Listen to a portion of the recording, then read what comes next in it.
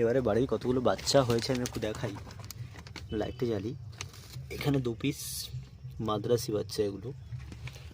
এখানে আছে 2 পিস, এগুলো এগুলো গিরিবাজ বাচ্চা, লাল সিরা কাল সিরার পেয়ার, এদের বেবি। এখানে 2 পিস কালসিরা, আর আমার বাড়ি একটা সেরা লাল মাদি পায়রা, ওটার পেয়ার হয়ে 2টো বাচ্চা পেয়েছি আমি এবারে। এখানে 2 পিস রেসারের বাচ্চা আছে, এখন দেখাই হালকা তুলে। এই যে 2 পিস রেসার বাচ্চা। এইখানে আছে 2 পিস টেডি, আর এটা শিয়ালকুটি পেয়ার দুটো।